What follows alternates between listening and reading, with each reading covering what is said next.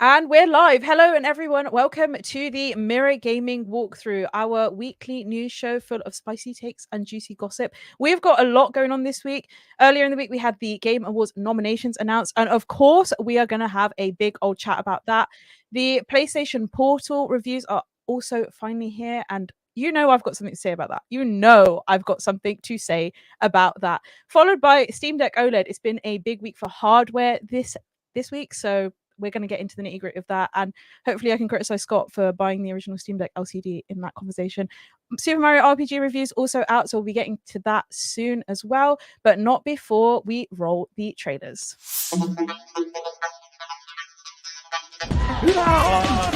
Are you prepared to go public with your KD online or no? Everyone thinks he or she is the best football expert on the planet. You see it in the back page of the Mirror, deal agreed. I think the most important thing is just to have fun. What? 310? No, what button is it? Well, hello. We're ready to come for the W, yeah? Ooh, 12. Ooh, here we go. If you can master second man press, you will defend 10 times better. Today I'm going to be reviewing the PSVR 2 headset.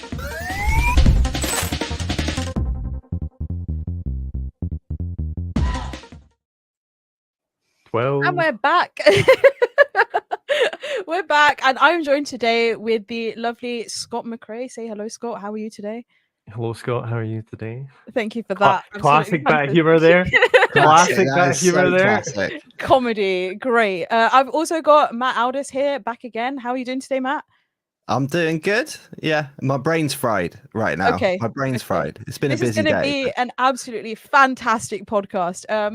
As you guys know, this is our favorite trio to have on the podcast. Totally hasn't led to blows and fights and falling outs in the past. So hopefully it goes well this time. After our last one, me and Scott had to double check that we were still friends afterwards. So hopefully that happens. I haven't checked yet. But let's get straight into it. First things first, the Game Awards. Nominations for the upcoming Game Awards were announced on Monday, with the actual ceremony falling on December 7th. Fans now have just over 3 weeks to get their votes in before winners are announced. We unfortunately didn't stream the Game Award nominations, and I kind of wish we had, just because after everything sort of came to light, Scott's had way too much to say about everything, and I would have loved to have seen his reaction to all of it live. Absolutely loved it. Just to start off the conversation, I just want to say the Game of the Year nominees, we've got 6 of them. We've got Alan Wake 2, Baldur's Gate 3, Spider-Man 2, Resident Evil 4, Super Mario Bros. Wonder, and The Legend of Zelda Tears of the Kingdom. I'm literally going to go straight into it with, what do you guys think of the Game of the Year nominees? What are your opinions on that? I'm so happy Starfield isn't in it. Because I lived most of my life on TikTok, and so many people were adamant that it was gonna do something at Game of the Year, the Game Awards, and the fact that it's just not in the running is just so delicious to me. Because I personally just think that it's not that great. So that for me is just a victory straight off the bat. But it's nice to see that we've got a couple of like the ones we expected, and then for me a couple that I didn't see coming at all. So what ones did you not see come in? Well, I mean, Resident Evil, I didn't see coming at all. Well, I've got a lot to say about Resident Evil 4 being there. Oh. And to be honest, Alan Wake 2, I didn't see coming, but I'm glad it's sort of in there. Yeah. This was the exact list I saw coming, except for Super Mario Wonder. I thought that Starfield was going to somehow sneak in there, just because I really thought so too. Because the way Jeff Keighley's shows usually are, they're not immune to having bad games in the Game of the Year. I mean, Dragon Age Inquisition was the winner of the first Game of the Year, so that tells you enough about what they do with bad games, so, but yeah, also very glad to see that Starfield was not in there. I'm just going to read out some of the comments, because obviously viewers have got takes about what they think Game of the Year out. So we've got JD in the chat. Welcome back, JD. He says Tears of the Kingdom or Baldur's Gate 3 are winning. I agree with this. I think Baldur's Gate 3 is taking this home. Nathan says, "Does anyone still play Starfield?" Nathan, I'm surprised you say that, considering I think you're Starfield's I thought Nathan was biggest the only fan. person Yeah, that same. still played it. But no, it seemed to fall off a cliff, didn't it? I really thought so, yeah. JD also says, I do feel they may as well narrow down the nominees to 2 or 3 who'll most likely win it. Rather than having 6 nominees. I think they should do an Oscars and have 10. Oh, 10? That's so many. Well, I think we're only saying this because this year has been a fantastic year for games. I think in a normal year, 6 nominations probably worked. But this year, like we were just saying before the podcast started, Mirror Gaming alone, we've given 12 5-star ratings this year. And about 4 of them are good. Don't say that. Don't say that. We've given 5 stars to 12 different games this year. And that excludes some titles that we've seen this year, which I think were deserving of 5 stars. Like we haven't even reviewed Baldur's Gate 3. That definitely deserves 5 stars from my perspective. No one jump on me. We didn't review Party Animals. Another 5 stars in my eyes. I'm just saying. So there are definitely tons of 5-star games out there this year, and that's why I feel like maybe 6 games doesn't feel like enough. I feel like it should always be 10 the way the Oscars does it, just because it was like, I think they brought the 10 rule in because stuff like The Dark Knight and stuff like Wall-E and stuff like that wasn't getting nominated because they were like genre movies or something like that. You wouldn't see a movie like Get Out get nominated for Best Picture if it wasn't up to 10. And I think moving up to 10 would actually allow some of the actual good indies and stuff like that to get their dues. I mean, Sea of Stars not being up there, Pizza Tower not being up there, Dredge not being up there, like even Hi-Fi Rush, that would have made a top 10. Or that would have been a 10, Hi-Fi Rush is like, I'm really sad that it I think won't win anything. I think it's nominated in all the categories where they're just better. It'll win audio. Do you think? Design. Oh yeah, well, absolutely. I really hope so. I really hope so. I loved Hi-Fi Rush. It's the one game from Xbox this year, which I think has actually been good. And even that's like, not sure. But I know I'm surprised that Scott hasn't mentioned yet what he thinks the biggest snub of the Game of the Year nominations is. I mean, there's 3, right? Okay. So I'll go in, least to most. Best music, Pizza Tower being absent from that is disgusting to me. But also, it's a very good year for best music, I guess. You got Hi-Fi Rush in there. I'm trying to find the category. You can tell how sad he is about this. It's just so Zelda Tears. He knew it straight off the top of his head without having any notes, without having anything. He's just like, did you know that Pizza Tower should have been nominated for best music? Zelda Tears of the Kingdom's in there, which is fine. Hi-Fi Rush, that makes sense. Final Fantasy, of course. Baldur's Gate and Alan Wake. Those are all very good picks. So I can't be too cut up about it, but Pizza Tower soundtrack, banger. I mean, that should be up for Game of the Year too, if we're being honest. But it's not even up for Best Indie Game. But Dave the Diver from a company. I knew he was going to bring this up. See, this is what we're talking about with Scott. It never stops. He's got 200. He's always got something to say. 274.5 billion yen in 2021. Independent studio, Dave the Diver, somehow on there, whatever. And then, of course, the big one, Street Fighter 6, should have been Game of the Year nomination. Should have been in there over Spider-Man. It should have been in there over Resident Evil. Even should have been in there over Mario, to be honest. So I agree. Street Fighter 6, disgustingly snubbed, I believe. But do you think anything's been snubbed, Matt? Street Fighter 6. I really did think that was going to be in there. Yeah. Like but I don't know. I agree. I think there should be like 10 nominations because there's been so many good games out this year. But I can't get too annoyed because there's nothing in there that I'm like, oh no way! Like there's nothing in there that's like I feel doesn't have a place there. Right, let me raise you this then, right? What's your opinion on the fact that Resident Evil 4 Remake is up for Game of the Year? Yeah, that's why I said that was the only one I was surprised by. Do you know what the name of Resident Evil 4 Remake is? Do you know the official title of Resident Evil 4 Scott, Remake? I don't care. I don't care. It's Resident Evil 4. I don't care. It's not. It's a remake It's not the of a same game that game. came out in the bloody noughties. It came out 2 decades Have you ago. played Almost. Resident Evil 4? No, Have you played Resident Evil 4? no, So you played neither of them. no. It doesn't matter. So you. It's a remake. It shouldn't be up for Game of the Year. And I But it's not a posted about that on proper Twitter, remake. and I got so much backlash about it. But I don't care. I'm standing by it. I don't think a remake should be up for Game of the Year over something like Neither Street do Fighter I. 6 But or it's not Final a proper Fantasy. remake. You can blah blah blah blah blah all I day mean- long, Scott. I don't care. I don't care. Yeah, but it was packaged as a remake, right? Thank you very much, Matt. Tell him. It was Tell him. packaged like by themselves. It was packaged as a remake. I'll raise it this way. Also, I'm just sorry. Nathan in chat goes, Super Mario RPG is a remake, and it's not up for Game of It's a the Year. remake. It's not up for Game of the Year. What are you talking about, Nathan? Super Mario RPG. He's is just a showing remake. off because this morning he was like, "It's not a remake, is it?" Like after I'd done a thunder, so he's just showing off that he knows it's a remake Oh, now. right. Right, Okay. so- Yeah.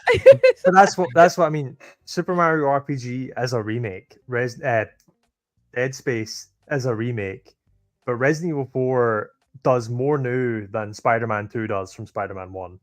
I Like also disagree with Spider-Man 2 being nominated though, because I agree with that point. I think it's a fantastic game, and I don't think they needed to reimagine too much because the first game and Miles Morales were both great, but that then in my head means that I don't think it should be nominated for Game of the Year because it's just basically the same game as the first one, in my opinion. Great game, but yeah. Resident Evil 4 is the same game in name and setting alone. It's not like it doesn't play the same. Story elements have been changed. It's like, movie remakes get I think A Star Is Born was nominated for Best Picture 3 out of the 4 times it was made. But A Star Is Born from 1931 or whatever. Don't let him sway you, Matt. Don't let him sway you. No, I don't. Listen, It's not the same movie as A Star Is Born from 2018. I don't disagree. I've not played it, so I can't really say like, it's just the same. Like, but I understand the idea of maybe remakes shouldn't have a place in like Game of the Year, but I don't think it's saying that if it's different, Yeah, if it's different enough, then I guess like you can definitely make a strong case for it, and like say like with films, always most films are just remakes.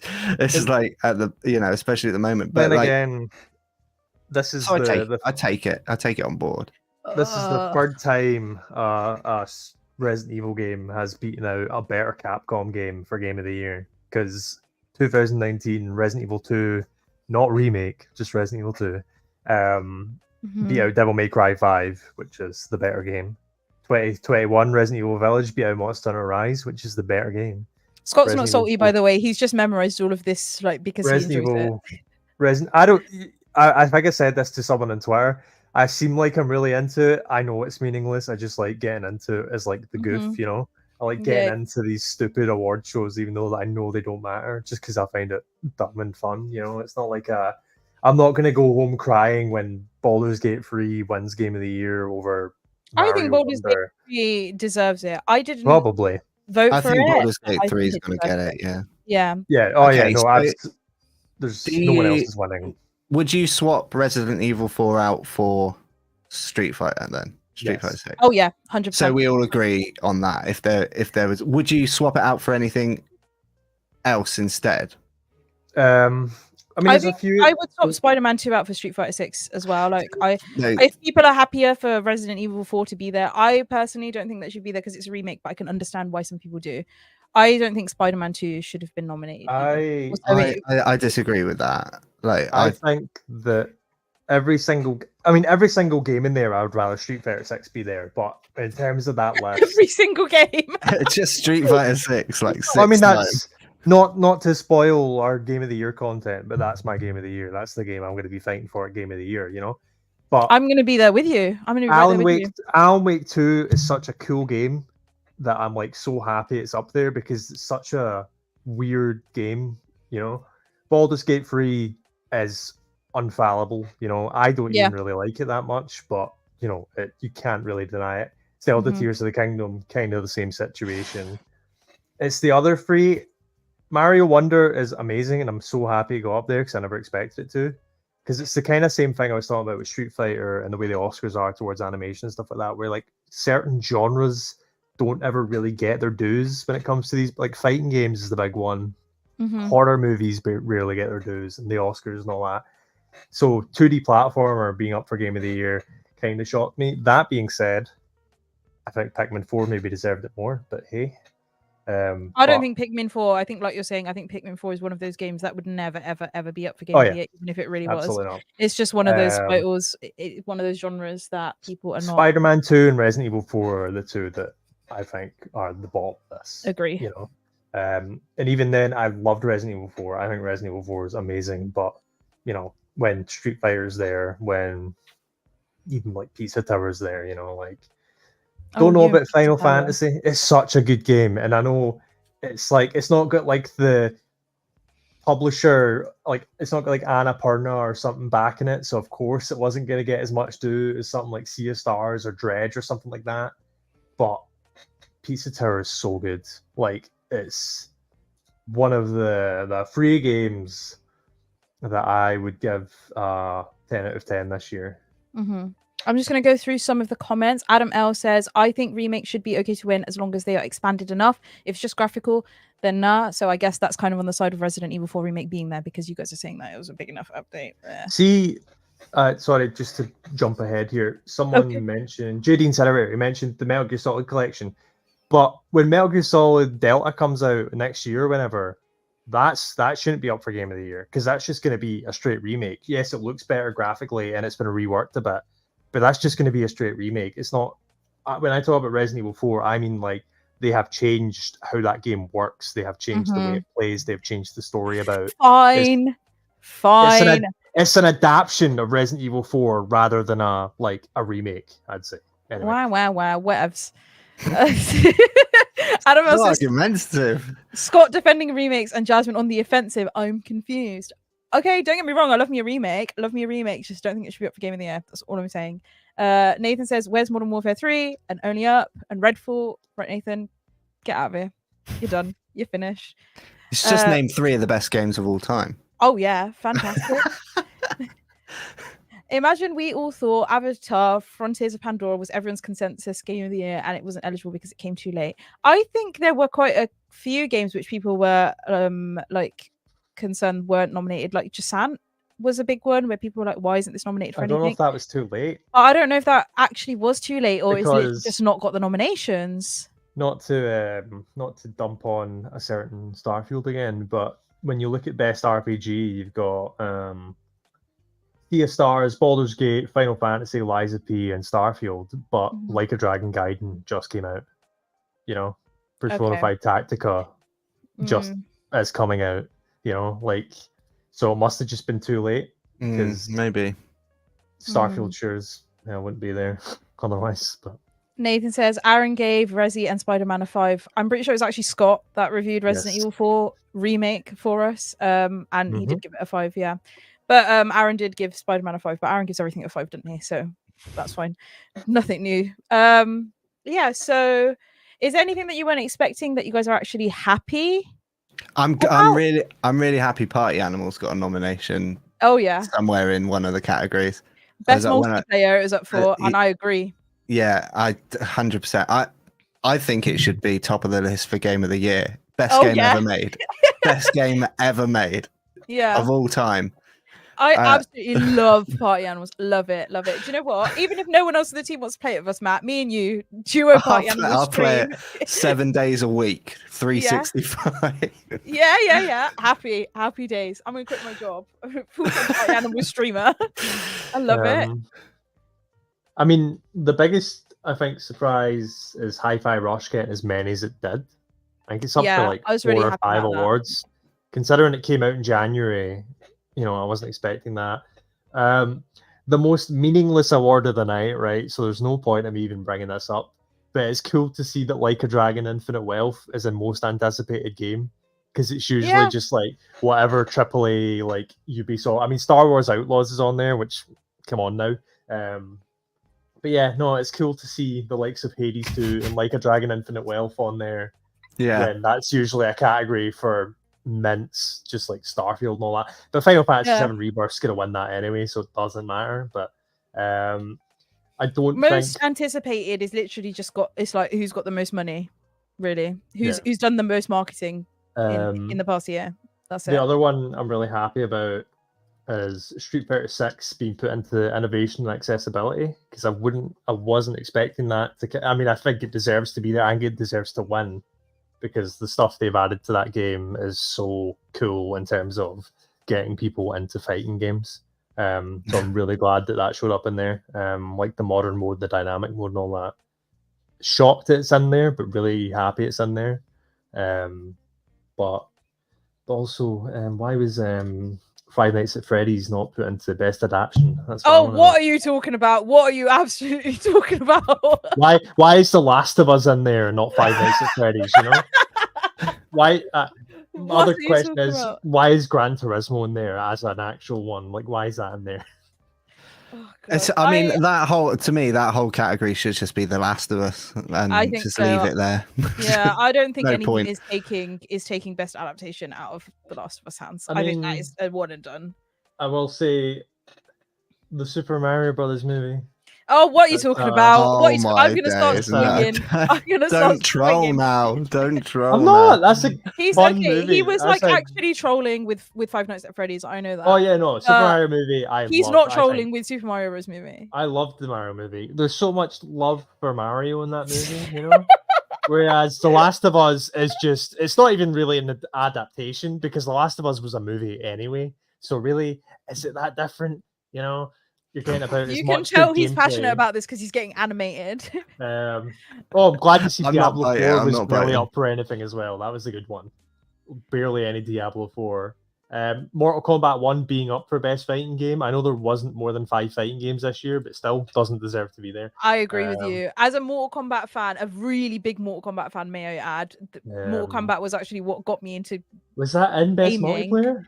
I am absolutely against that even being nominated. Oh no, it didn't get into best multiplayer, thankfully. But Nathan it won says, best yeah.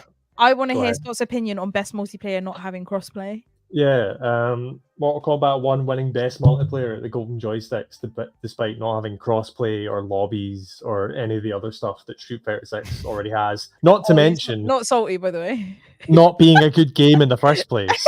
You know, that would have been. But also, why was WWE 2K23 not in best sports game?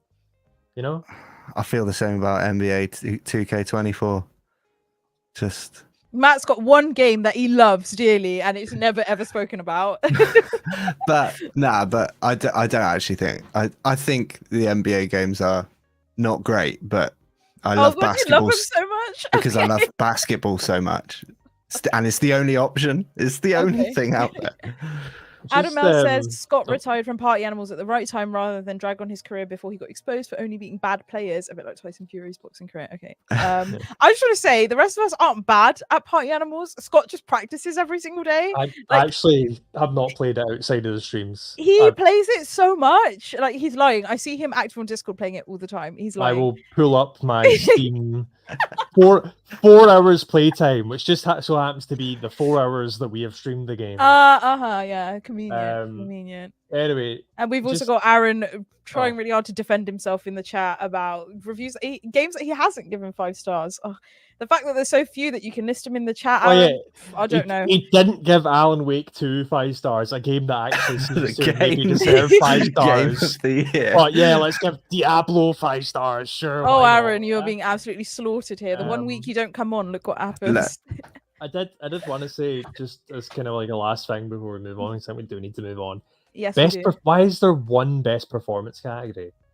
We've got 5 men, 1 woman in the best performance category. I'm not saying you need to do it like the Oscars, where it's like best female performer and best male performer. No, that's dumb as well. But like, even doing like best supporting and best normal, because like, yeah, I think that one category out of however many, how many categories are there? 30 odd categories, and only 1 is dedicated to best performance. But then there's like 7 for esports. Yeah, there's like 6 esports categories, 1 performance category. Like, yeah. even like this year, best Baldur's Gate 3 performance probably should have been a category because there's so many good ones in there alone that they only had one person from it. You know, it's like. Also, I haven't played Phantom Liberty, so maybe I could be wrong, but I swear they always nominate whatever celebrity is in a game for the best performance. Like, Yeah. Idris Elba's thingy this year. Giancarlo Esposito for Far Cry 6 was in it last year. They always nominate whatever celebrities in a game. I bet those celebrities appear there as well, and then that's do an award. That's kind of probably why. Yeah, that's the reason, but yeah. But anyway, we've spoken about the Game Awards a fair bit. I think it's time we move on to the highly anticipated PlayStation Portal conversation, which I know you guys have all been waiting for. I know it's a meme on the podcast to absolutely destroy the PlayStation Portal / Project Q, and has been for many, many weeks. So I am proud to say that I actually finally have, and I can actually share this, have a PlayStation Portal now. Which I'm in the process of reviewing. Be sure to subscribe to the channel to see the full video review, which will be coming out next week. But reviews for the device went live on Monday, and you can actually get your hands on the device right now. Those who pre-ordered should have them in hand. Reviews have been surprisingly positive, and unfortunately, I'm so sorry to say this, guys. I'm really sorry. I have to go back on my word. This is the only time that this is ever going to happen because I never go back on my word because I'm a very stubborn person. So everyone get your cameras out and start recording this. Clip this. After using the device over this weekend, I'm absolutely loving it. I am absolutely loving it. And I am a PlayStation Portal supporter, lover. I am fully on board. I am still not sure what the use case for the device is, to be honest. Okay. Loving it. Don't know how much is it? How much is it retailing for? £199. Okay, so let's pretend you had to spend £199 of your own money. Had I spent £200 on this device, I'm not gonna lie to you, Matt, I would be just as happy with it. Okay. I can't help you then.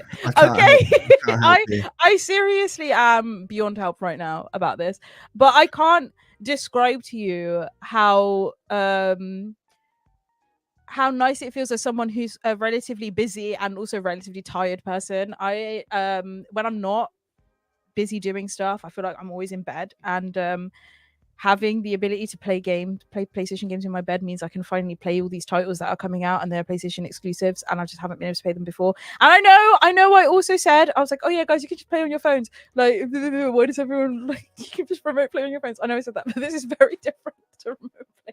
This is very different to remote playing on your phone, guys. The haptic feedback in this, I know it's the same as a DualSense, but I don't know what type of placebo it is. Maybe it's because I can see stuff on screen right in front of me. I don't know what it is. But the haptic feedback on this controller feels about 10 times better than the haptic feedback on an actual DualSense controller. Matt, I'm so sorry. You're looking at me like you're like really disappointed. I mean, I'm glad you're enjoying it. I don't believe you. That's what is it just literally like it, because it sounds to me, and I'm not trying to throw shade at anyone, but it sounds to me that you're saying it's good because you can be lazy. Like you can just I guess you could just like, oh, I can play it, like rather than go downstairs and turn on my PS5. But there's just sometimes play it up here instead. There's sometimes where you don't want to go. I feel like when you go downstairs and you play a game on your PlayStation, it's a whole thing. Turning on the PlayStation, turning on the TV. Is it a whole thing? Or I don't know. Or is it just walking down the stairs? Oh, am I a lazy bastard? And pressing a button. Like it's like my PlayStation is plugged into the TV, and I just press a button and it's on now, and that's it. It's the same, but it's just bigger. It's just, and I just don't. I get it if you could play it like on a train. You can play it out and about if you have a good enough Wi-Fi connection. So I tested this. I couldn't play it on a train because I I haven't got good enough reception to play it on a train.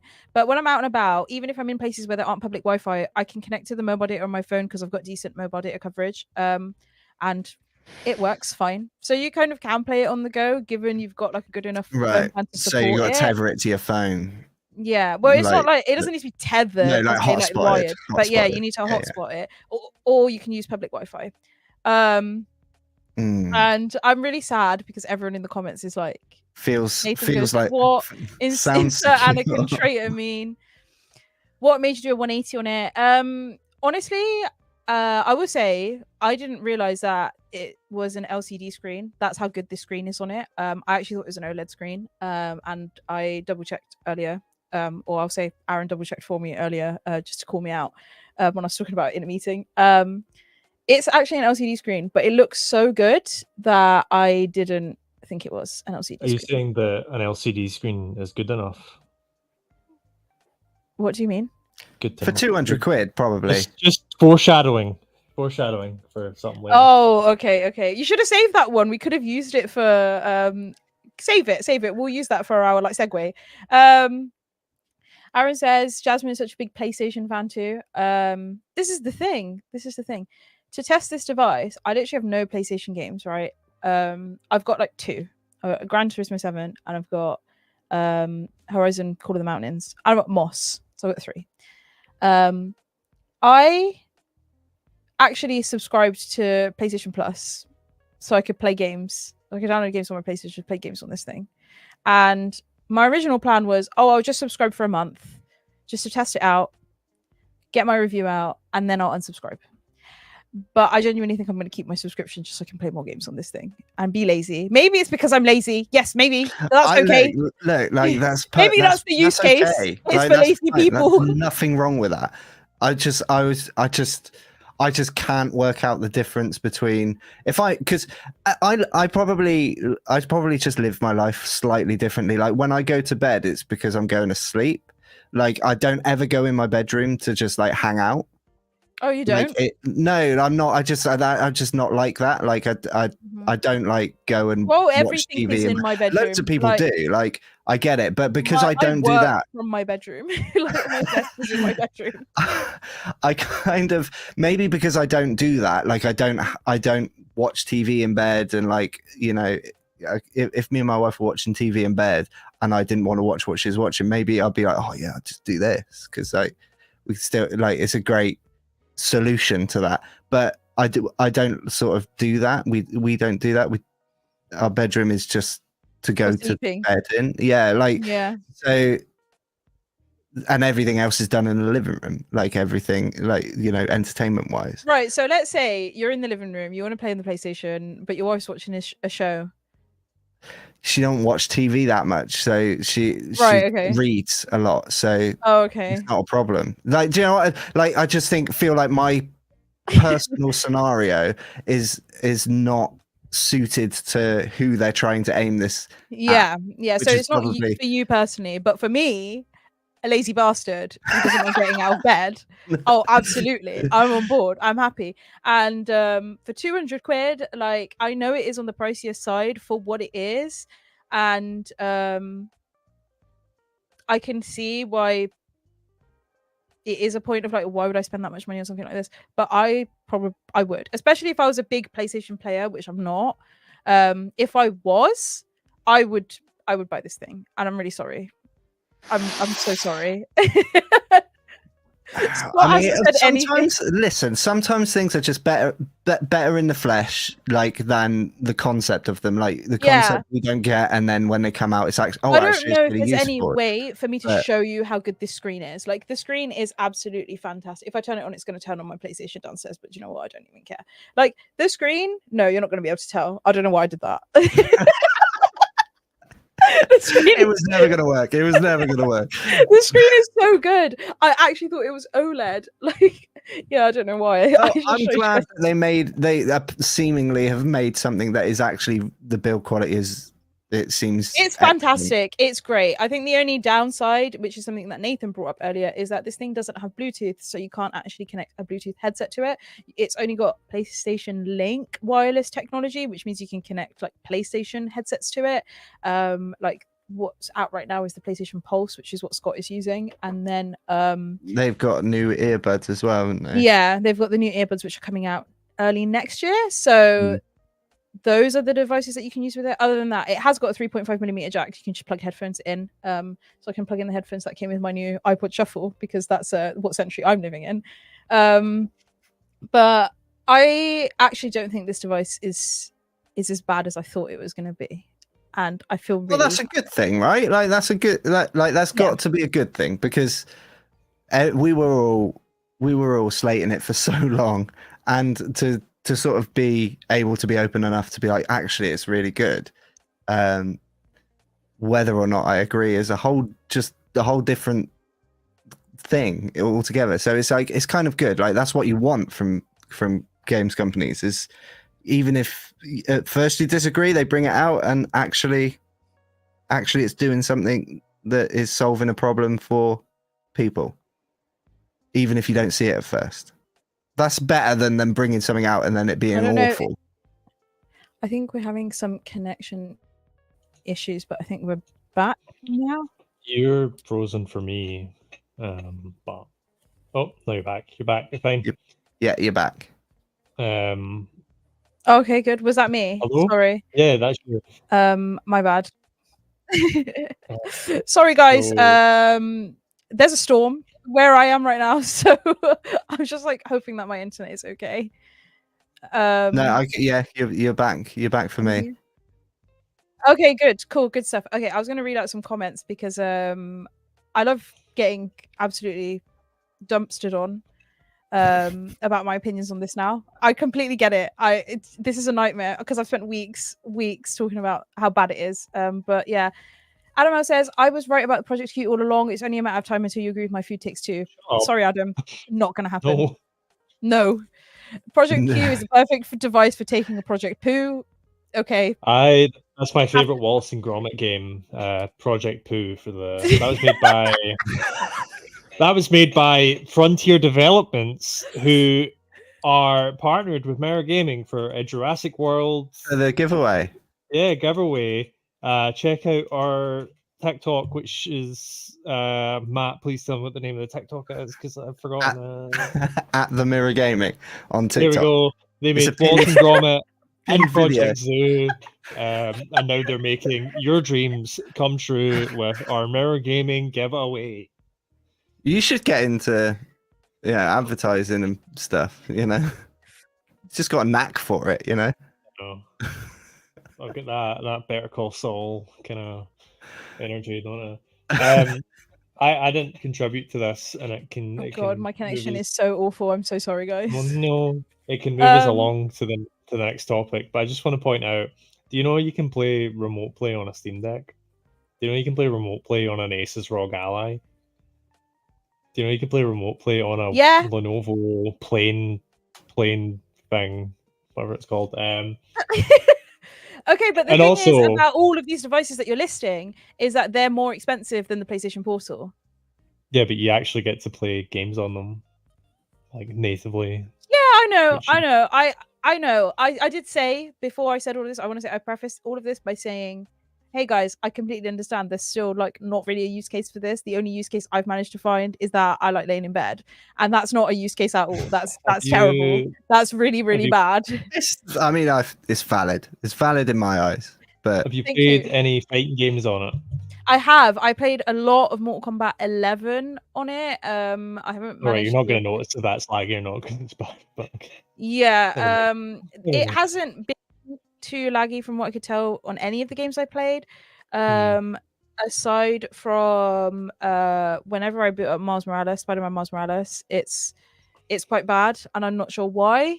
But every other game is fine. But as you guys can tell from this stream, my internet sucks. So who's to say whose fault it is?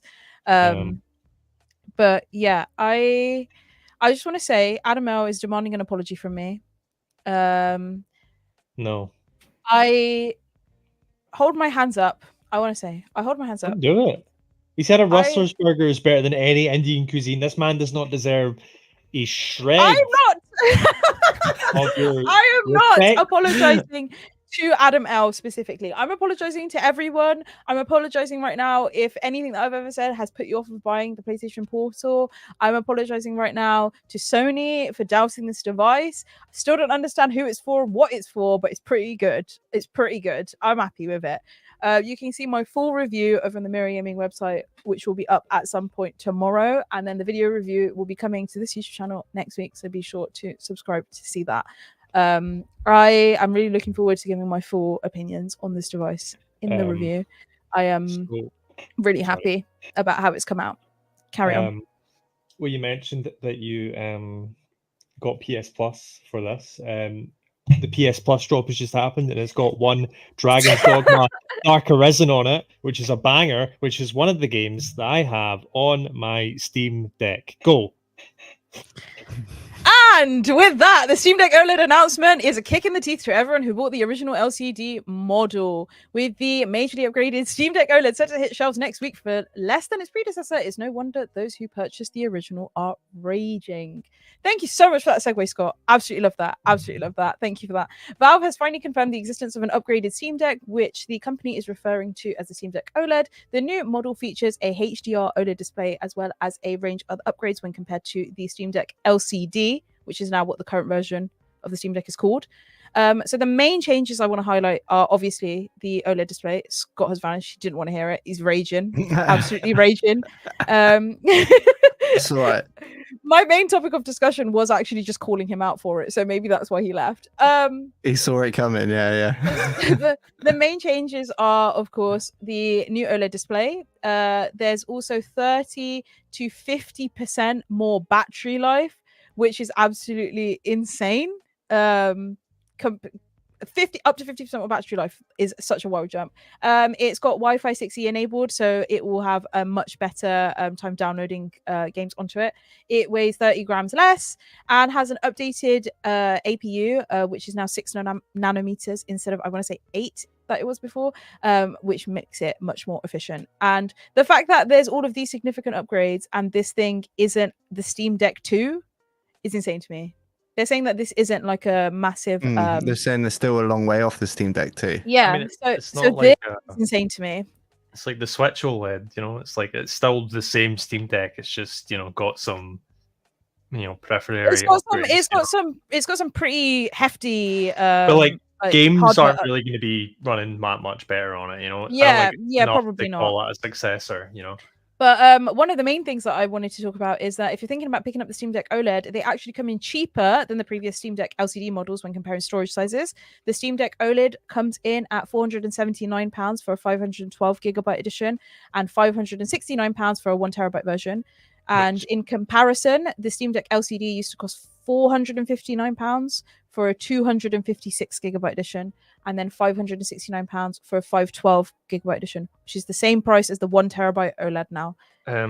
Both of those have now been discontinued. So if you want to buy the higher storage options, you have to get the OLED edition. So you still can pick up the 512 and the 64 gigabyte or the LCD, sorry, right now. They're discounted. While stock lasts. It's down to 380. Sale. Yeah. I feel like you should mention though that the 1 terabyte one, that's only limited. So from the looks of things, they're going down to 2 models, 256 gigabyte and a 512 gigabyte. Honestly, who knows what is going on? I'm assuming that they'll then have an LCD model and an OLED model, and you can just get them as is. But the fact that the OLED model currently is cheaper than the LCD model was on release, I feel like is a massive kick in the teeth to those who bought the LCD model. It's not been out long enough, I don't think, to justify this type of move from Valve. Because I know that the main comparison point that people will be making is the Nintendo Switch, but the Nintendo Switch original device coming out and OLED coming out, there's 4 years between them, whereas with this there's literally less than 2 years. So I think this is absolutely insane. I just want to say the main topic of discussion I have, just to lift the curtain a little bit, is just read the document. We've got a document that we prep before we come on the podcast so that we don't sound stupid. And the question I've put for this segment is, Scott, as a Steam Deck LCD owner, do you feel stupid? I I feel stupid because I didn't actually disconnect there. I accidentally clicked the X button and closed out the tab, and that's why I disappeared. So okay, fine. I feel stupid for that. But no, not really. I don't. It's cool. I think I would love to have one. Would I buy one? Absolutely not. The only reason I got a Nintendo Switch OLED was because my phone contract came with one, and then I could give my normal Nintendo Switch to my girlfriend. So like, you know, I had a reason to get that, and more of a reason to get that. But like, I've said this before, and I'm saying this in a officially ported to Steam way, and definitely not anything else. That I mainly play like PS2 games on the Steam Deck. You know, like Killer 7 officially ported to Steam. I'm with you. Yeah, so it doesn't really matter that much to me. I mean, I'm playing Persona 5 Tactica just now. I'm like jumping between PC and my Steam Deck, and like, you know, it's not. Steam Deck's not going to look good enough regardless, really, without a power The new upgrade. screen also has a higher refresh rate, which is something I find really It interesting. does, but like, so when the Nintendo Switch OLED came out, the big game that came with it was obviously Metroid, which was such a colorful game. Like, it had such a vibrant kind of, like, it wasn't like colorful as in like really bright like Mario or something like that, but there was a lot of good use of like lighting and stuff like that in that game. So that would kind of show off, but I don't really feel like there's not as much. Nintendo kind of plays to their strengths. Nintendo stuff's always very stylized and it's very nice looking, whereas, you know, Steam stuff, it's going to be anything. So I don't really think it's going to make that big of a change. And if I want something that's really graphically nice, I have a PC, you know, so I'll just play it on PC. Like, I played Armored Core on PC. I wasn't going to like. Yeah, but I think the whole point of the Steam Deck is that it allows people to play games on the Oh yeah, go no, in different absolutely. environments, right? So like, I understand what you're saying about like if you want to play a nice game, you play on your PC, but that's not the case. What I mean is, like, with the same with the Switch, it was never about I want these games to look absolutely phenomenal on the go. It was, I can play these games on the go. I can go into the Wallace and Gromit Project Pooh and play Armored Core 6, you know, like it's basically what I do when I want to play a game on Switch, but I feel like it'll run poorly, as in Persona 5 Tactica, as being one of them. So I got it on Steam Deck, you know, like, but then again, I'm not much of a handheld person. Like, outside of like roguelikes, tactical games, and kind of like RPGs and all that, I usually just set the TV and play them anyway, because, like, you know. I'm such an anti-console person that I actually cannot physically sit at my TV and play a game. I hate it. I hate it. I'm the same as Scott. I'm not really a handheld person in general. I barely use my Switch outside of TV mode until I got the OLED. But then there you go. There's a reason no, why. But what I mean is, like, it's not gonna. That's because it's like Nintendo stuff, though. Whereas, like, this is like, you know, something that's like hyper realistic. I'm just trying to like open my Steam library and see something like RoboCop Rogue City, right? I'm not really gonna get as much out of that playing it on a Steam Deck OLED as I would on a normal Steam Deck. It's not gonna. You don't think? It's not gonna be like night and day, you know? Like Tony Hawk Pro Skater 1 and 2. It's not gonna be like a big thing. Whereas with Nintendo, you have like Mario and Metroid and these like really vibrant looking games, you know? Yeah. Basically, Maybe. like, I would love this to have been the one I got, but I'm not gonna like rush out and buy one, and I'm not. You're not gonna feel. I'm not especially like, I don't feel like I do. It's not that I don't feel hard done. I think it is. You're right. It is very soon after it to be doing this, because I only got mine about a year ago. But I'm not gonna be like, how dare they've made this invalid, because it's still a very good handheld, you know. I do just want to use this opportunity to plug our very own Aaron Potter wrote a lovely feature about how he does feel hard done by and really upset about this decision from Valve. So you can go over to He's a nerd. you can go over to mirror.co.uk/gaming to read that. I thought it was absolutely excellent summary of He doesn't how even a play lot of PC games anyway. He plays PlayStation. he does, He but loves, Sony. I think that was a summary of kind of how I would feel if I was a Steam Deck owner. But I don't own a Steam Deck. Do you know what it feels like to me? It feels like they're figuring out the main chunks of like the Steam Deck 2, and they've just released this along the way to figuring that out, because like the OLED screen gives them more room to be able to increase the battery life. The processor or the APU is just more efficient. It's not particularly like better or but it's definitely not worse ever.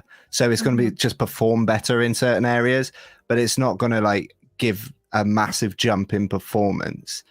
It's just going to allow things like not drawing on so much power and things like that. So it feels like they've figured out these couple of things that they're like, actually, if we did this, we would be able to increase the experience a lot more. But I don't necessarily think that experience is going to be drastically different than, like Scott's saying, like them from the original Steam Deck. I think it's just the OLED screen is brilliant. Like, well, at the end of the day, the facts are that this device is better.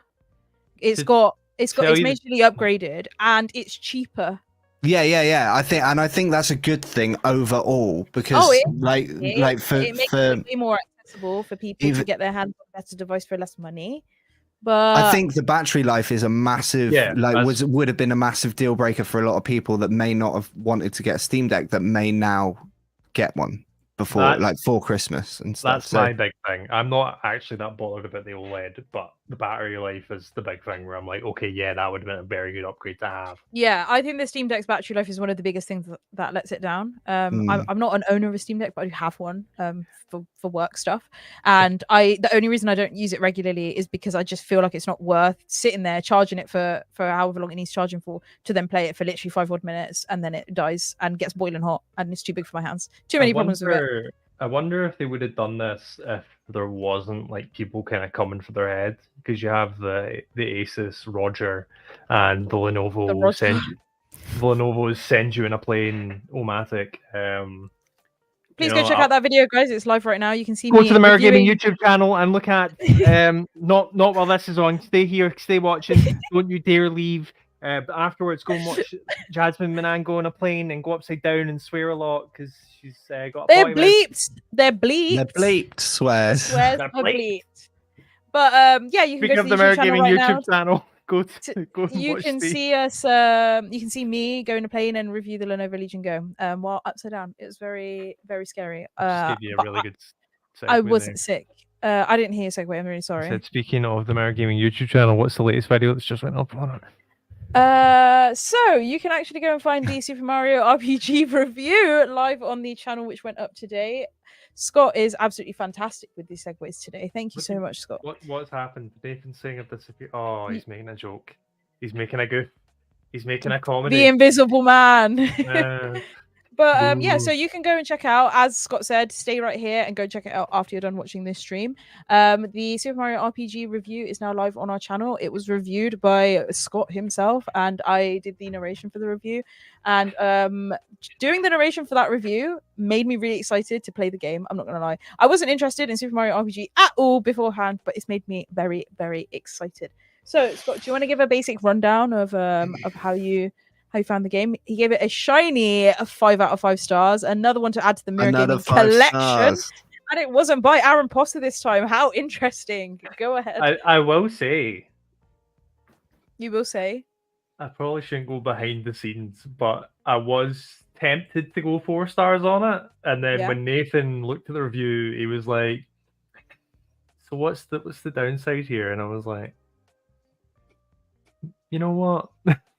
Yeah, couldn't think of any. Yeah, maybe I'm just. My only thing was it's quite easy, but I mean, it is an RPG made for newcomers. That was the whole point of it in the first place, back in 1982 or whenever it came out. So Yeah, I ended up going the full on it, but I don't know. It's just a really, I mean, it was a good game already. It's a game that didn't really need to be remade. I think it's a very nice remake. That's a remake, like in the way that I'm not, the way I'm saying Resident Evil 4 is a new game, but this is a remake. Like this is the same. You heard it here first, guys. Scott doesn't hate remakes. Oh my god, what's he talking about? But also, I'd still play the old one. It's not like, Oh, he does. He does hate remakes. Never mind. He's gone straight. No. Again, my point was never remakes. Why did they remake this game that I gave a 5 stars? I'd play the original, actually. My point isn't remakes shouldn't happen. I'm just saying that people should not be afraid to go and play old games. Yeah, oh definitely. my god, we get it, Scott. We get it. You're the one misrepresenting my character live on Definitely. stream. This is libel. I like that. It's similar. Like, it's similar. No. I'm just gonna compare it to like it's the same way. Like they shouldn't not remake classic films. In my opinion, they should, but they shouldn't because they're to try and capture a new audience. And I guess like a remake of this is like it's trying to capture a new audience, a younger audience. It's like for a new generation of Scott people. Absolutely loves Level Up Screen, by the way, because they all do a little boogie. He loves it. And yeah, look at this. So I can kind of see it. As Matt's saying, a lot of people wouldn't go out and get an SNES Mini just to play this game. Yeah. Some people love that sort of retro, like the nostalgia. I mean, look at the fact that it's remade for the Nintendo Switch. It's remade for a different audience. Yeah. Yeah, I think it gives a lot of people access to this game who wouldn't have had it before, and there's nothing wrong with that. So stop. I like the way that, and I shudder to say this because it's who I'm talking about, but I like the way Konami's doing it with Metal Gear, where yes, we're doing the remake, but we're also going to re-release the old ones so you can actually play them on a normal platform. Like Super Mario RPG is not available in its original form on Switch at all. You know, so like yes, this is a good way to do it. But yeah, no, I mean, I'm not saying it's like remakes are bad and they shouldn't happen. I think this is a very good 1-2 remake. I think this is, a marked improvement, but I think you need to, I think sometimes it's worth just playing an old one. Like people saying, oh, I won't play this until there's a remake. Sure. I think the only time I've ever said that is Persona 3, and that's because they are weird and have never made like a definitive edition of Persona 3 with like everything in it. Like the PS2 version had stuff that wasn't in the PSP version, which had a new campaign, and now the remake's coming out and it's doing none of that. It's not got any of the extra stuff, which is even funnier. But yeah, Super Mario RPG. Anyway, to get back to the point, yeah, Super Mario RPG, that's a really good game. That's a good RPG. I mean, it's just another reason this year for me wanting to look at this guy. Wanting to have a Switch. This guy alone, he's just get peak vibes, immaculate vibes from Wee Mallow. But yeah, I mean, Nintendo has been. I'm so sorry to cut you off, but I need to read this take from Yanto in our chat. He says, "If your mate has a kid, you're excited. If there's another one after 1 year, it's cool, but it's already happened. If it's 5 years later, it's interesting again. Kids are basically remakes. Sometimes better, sometimes not." I mean, what on earth take is that, Yanto? I don't like children either, so neither do I. But I don't know if that's particularly how remakes work, but I'm always for I'm always for accessibility in gaming. I'm always for bringing games to platforms where people are actually able to play them.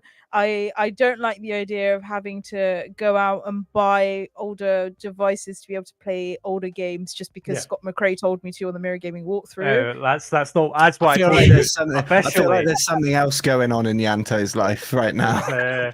There's all I said was don't be afraid to go back and play older games. Not once did I say what means. I agree with that. I completely agree with that.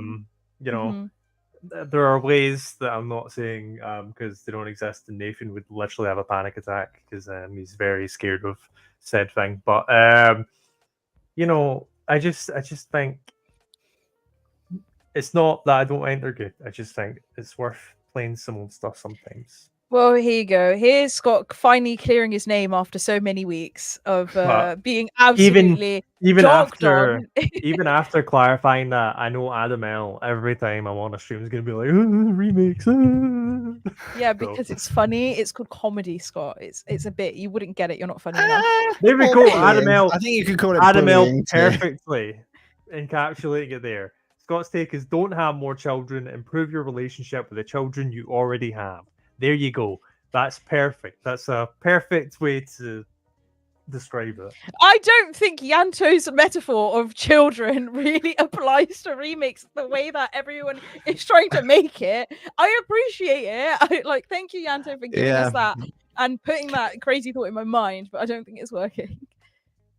I mean, it's one of those things that sounds clever at first, but the more you think about it, the more it's not. It makes I get it, to be honest. But, do you? I understand what he means. Mr. Big Brain over here, he gets it. Look, my siblings, they had a child. One of them had a child. They didn't have a child together. My brother. Oh my god! My brother had his first child in 2016, and then my sister had her first one in 2017. And then they had one in 2018, and then my sister had another one in 2019. There you go. Siblings right? had a child together. One per year, you know. See, by like the third or fourth one, you're like, right, that's enough. Get some time, you know. Get some rest between. I'm over it. Yeah, I'm over babies, you know. I'm at a halfway. I'm at a halfway house. I would say one remake is enough. Yeah. Exactly. Okay. So No, but two you're saying kids. one remake. Yeah. Okay. So you get the original and then the one remake. Yeah. Okay, I'm with you. I think that's Yeah. enough. But then you never let the original one out the cupboards and come to modern platforms. You know, you just keep it in there so that no one can see it. You know, that's the problem. This is where you're losing me. But that's what I mean. The problem is that people I are keep keeping all my the original child in the cupboard. Originals in a cage. What I think you should do is you should let the original child out sometimes as well. Oh no, I'm talking about games. I'm not talking about. Sometimes the original child has like music licensing problems, right? I get that, right? You shouldn't have named it after whatever. I don't know. I was gonna say someone really dodgy there, but I'm trying.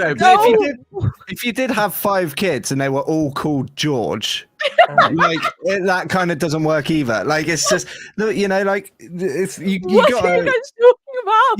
You got. If you know, I don't know. Right, if you had 5 kids, all called yet? George, I'm gonna say this is the end. We're talking Wait, about actually, No. I've got it. If you have 5 children all named George, are they the same child, Jasmine? Are they the same child? No, they're not. Exactly. So Resident Evil 4 is not the same game as Resident Evil 4. Got him. We've done it. Call the podcast off. Okay. Play the outro. We don't have an outro, but thank you guys so much for watching. I really appreciate you guys being here today. Sorry for how much of a mess this became at the end. Please don't compare remakes to children. It's not very healthy.